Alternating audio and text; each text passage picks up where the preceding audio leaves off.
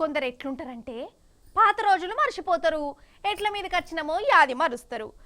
ఎన్నో కిందున్నోళ్ళను మీదికి పట్టుకొచ్చి నెత్తి మీద కూసోబెట్టుకుంటే ఉల్టా మరలా పడతారు. నేనే రాజు, నేనే తోపు అని అనుకుంటారు.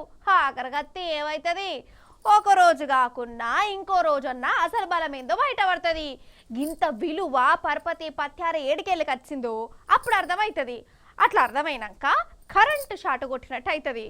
నేను చెప్పేది మీకు అర్థమవుతుందా నొల్లా? మీకు అయినా కాకుండా అచ్చంపేట మాజీ ఎమ్మెల్యే శ్రీమాన్ గువ్వల బాలరాజ్ సారుకు మాత్రం చాలా చాలా చాలా బాగా అర్థమవుతుంది.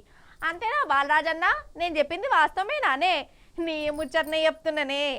అయితే గువ్వల బాలరాజ్ సారు బీఆర్ఎస్కు రాజీనామా చేసిండు కదా, ఇక అందరినీ వేరే పార్టీలకు పట్టుకపోతా, లీడర్లు కార్యకర్తలు అందరు నా మాటే వింటారు అని అనుకున్నాడట. ఆఖరికత్తే సారు వారి పరిస్థితి ఏమైందంటే చూడురు మీరే. గువ్వల బాలరాజ్ సారు వారి పరిస్థితి తలుసుకుంటా అంటే పాపం అనిపిస్తుందోలా. పాపం సారు ఏమో ఏమో అనుకుంటా పార్టీకి రాజీనామా చేసిండు కదా, ఇంకా నా ఎంబడి బొచ్చడు మంది అత్తరు అని కూడా అన్నాడట. ఇక ఆ బొచ్చడు మంది ఏమంటారో ఇనుర్రిగా.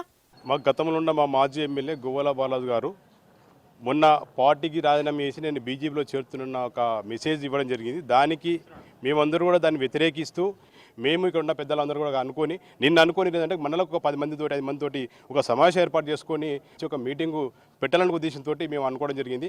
కానీ మేము అనుకున్న దానికంటే ఎక్కువ ఊహించిన దానికంటే ఎక్కువగా ఈరోజు కార్యకర్తలు స్వచ్ఛంగా తరలి వచ్చి మేమంతా కూడా టీఆర్ఎస్ పార్టీ ఉన్నాము, ఎక్కడ వదిలిపెట్టే ప్రసక్తి లేదు. మేమంతా కూడా కేసీఆర్ ఎంబడి టీఆర్ఎస్ పార్టీలో ఉంటాం తప్పితే వ్యవస్థ అనేది ఉంటుంది. పార్టీలో వ్యక్తులు వస్తుంటారు పోతుంటారు, మేము పార్టీ కొరకు వ్యక్తుల కొరకు పెట్టడం కాదు, ఖచ్చితంగా మేము టీఆర్ఎస్ పార్టీలో చెప్పేసి వాళ్ళు చెప్పడం జరిగింది. ఇది కరెక్ట్ కాదు.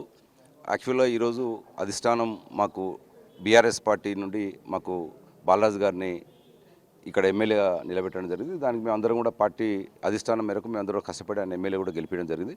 ఇటువంటి సందర్భంలో ఇప్పుడు అకస్మాత్తుగా ఇప్పుడు ఏమి ఎలక్షన్స్ లేవు, కానీ ఇప్పుడు ఉన్నటువంటి లోకల్ బాడీ ఎలక్షన్స్ మూమెంట్లో ఆయన భవిష్యత్తు గురించి ఆయన నిర్ణయం తీసుకోవడం జరిగింది. ఆయన పార్టీకి రాజీనామా చేయడం జరిగింది. బీఆర్ఎస్ పార్టీకి నాయకులు వచ్చినా పోయినా ఎవరు వచ్చినా ఏమన్నా మేము పార్టీకి పార్టీ అండ పార్టీ జెండా మేము పార్టీ జెండా కింద పనిచేస్తాం. రేపు రాబోయే ఎలక్షన్లో కూడా పార్టీని గట్టిగా గ్రామాల్లో తీసుకొని వెళ్ళి మనం నమ్ముకున్నటువంటి కార్యకర్తలందరూ కూడా గెలిపించుకోవాలని మేమందరూ కూడా కార్యకర్తలందరూ కూడా నిర్ణయించడం జరిగింది. అది సంగతి.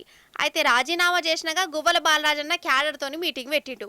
ఏ పార్టీలకు పోవాలి, నా ఎంబడి ఎంతమంది అత్తాండ్లు అని గిట్ల నడిచిందట మీటింగు. కానీ క్యాడర్ అంతా గువ్వలన్నకు గుయ్ గుయ్ అనే తట్టు చేసిరోల్లా. నువ్వు పోతేవో మేము బీఆర్ఎస్ లోనే ఉంటాము, టాటా బై బై అని చెప్పిరోల్లా. ఇన్నొద్దులు పార్టీకి ఇంత మంచిగా చూసుకున్నాక కూడా ఇప్పుడు రాజీనామా చేసుడు గీదేం తారీ. కానీ కొందరు లీడర్లు డైరెక్ట్ తిట్టిరట. కార్యకర్తల ముందు ఇజ్జదీసి కుప్పబెట్టిరు బాలరాజ్ అన్నది. ఇక బాలరాజ్ అన్న కలవడానికి ముందే అచ్చంపేట బీఆర్ఎస్ లీడర్లు కార్యకర్తలు మీటింగ్ పెట్టుకున్నారు.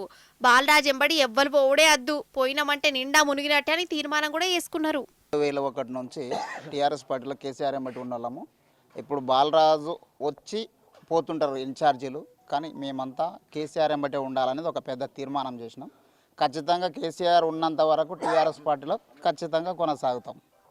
ఆల్ ఆఫ్ సడన్గా బాలరాజు గారు కొన్ని నిర్ణయం తీసుకోవడం జరిగింది. తన స్వార్థ ప్రయోజనాల కోసం పార్టీని విడిచిపెట్టి వెళ్ళిపోవడం జరిగింది. విడిచిపెట్టు పోతూ పోతూ ఒక అపవాదేసిన పార్టీ మీద, ఈ పార్టీ బీజేపీ పార్టీలో విలీనం అవుతుంది అనేది, దాన్ని మేము ఎవరం కూడా జీర్ణించుకోలేకపోయినాం.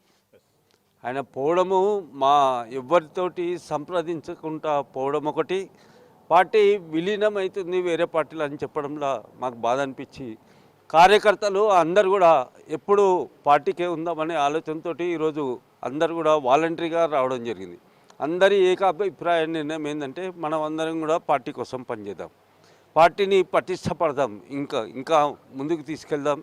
ఆయన వెళ్ళిపోయినంత మాత్రాన పార్టీ ఏం నష్టపోదు, ఇంకా బలంగా పనిచేసి గట్టిగా ఈ యొక్క కాన్స్టిట్యున్సీలో పార్టీకి పూర్వ తీసుకొద్దామనే ఆలోచనతో అందరు కూడా అభిప్రాయాలు చెప్పడం జరిగింది.